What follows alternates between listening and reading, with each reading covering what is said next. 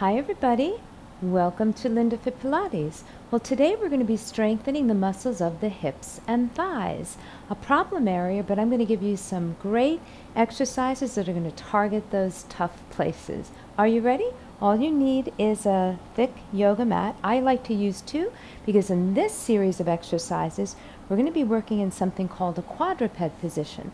So quadruped simply means we come to all fours.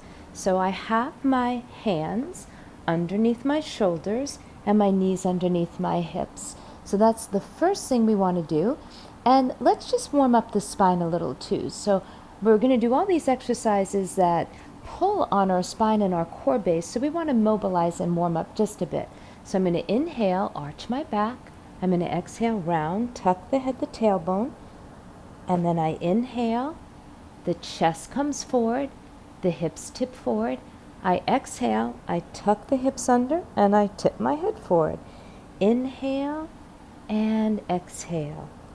Inhale and exhale. And we call this the cow-cat exercise. We move from cow, which is extension, and then the cat, which is flexion. Inhale and exhale, and from the cat to the cow pose. So that's just going to move us in flexion extension. Then we're just going to do one more little thing here to warm up the sides of the trunk in rotation. So I'm going to reach my arm up, and then I'm going to curve in and reach my arm out and up and curve under. So I feel a rotation in my trunk, and this is going to loosen up my thoracic spine. I inhale, reach up, and then I bring it under. I inhale, I reach up, and I sweep my arm under.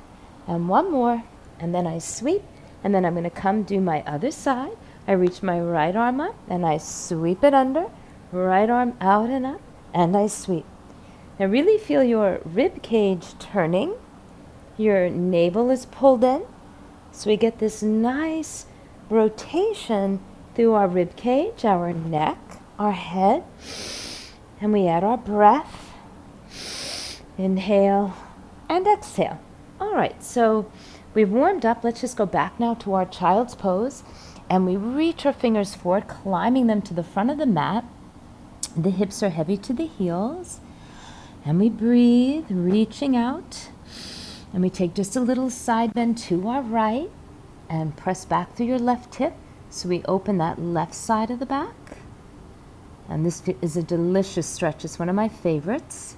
And then we pass through center, and then I walk my arms, my chest to the left, and I root my right hip, and keep climbing your fingers forward. And you'll feel the stretch on both sides, but it's especially on that right side where we feel that delicious release. And those sides of the back get tight, right? So it's a nice idea to open them up before we start this workout. So now we get to the main event. Ta-da! Our posterior hips and thigh exercises. So I'm going to have my hands underneath my shoulders. The four fingers are spread wide and the thumbs are pointing in, the pinkies out. Now really press into your knuckles and finger pads, and then lift your head, your chest, lift your navel, and from the head to the pelvis, we should be able to put a flat board. So if you look at me from the side, I'm just going to do it wrong. Look, my back is breaking. You see how my shoulder's elevated? Now I push into my fingers. My shoulders go back into place. The chest lifts. And the belly's in supporting that lower back. That is so critical here to do this series safely and well. Now I take my left leg back, and we start with our simple leg extensions. It works the glutes and hamstrings. We're going to lift and lower, lift and lower, lift and lower, lift and lower. Now when you lower, try not to touch the floor. I'm just going to scoot a little bit more forward.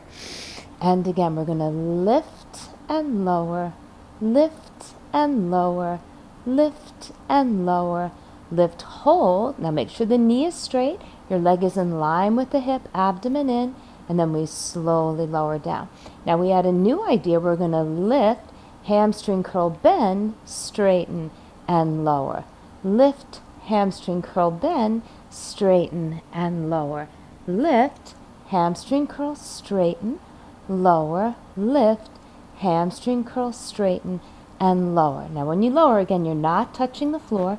We lift to hip height, another 4, squeeze the back thigh, straighten, lower. When I lift, I don't drop my thigh as I bend, and I try not to sink into my right hip.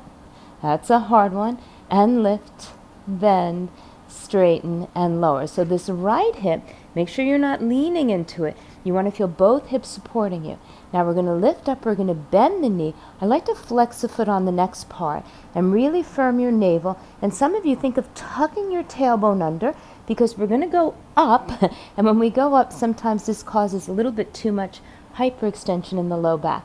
So we're going to pulse it up. We're going to pulse up, up, up, up, up, up, up, and up. And again, up, up, up, and up, and up, up, up, and up. And again, up, up, up, and up, and up, up, up, and up. And you should feel this all in your glutes, up and up, and up, up, up, and hold. Now when you hold, you should still have that navel in that tailbone tuck.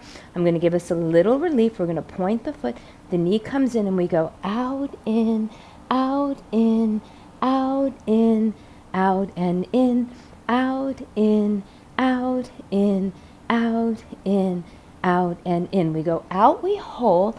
Our last challenge here is to bring the right arm forward, pull the upper arm back, and we're going to work a little more now of the side hip. We're going to bring the arm to the right, the leg to the left.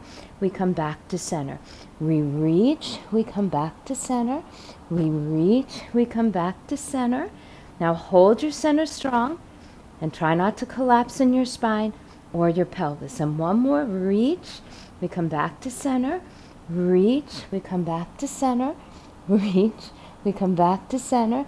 Reach, we come back to center, hold. Pull your upper arm back, stretch your knee. Reach your chest forward, pull your navel in, breathe, and then bring your hand back, bring your knee in, and we're going to sit back. So that last one, we had a little bit of the shoulder right on the right side, and our hip abductors here on the left. So nice coordination challenge. Whew. And it's one that my students love to hate, but if I don't give that exercise, boy, will I hear it. All right, so we're going to come now, and we're going to do the same thing to the other side. So first we establish our optimal alignment by looking down at the hands, thumbs in, finger pads, knuckles strong. Then I push, I lift so that my chest isn't collapsed, my shoulders aren't elevated.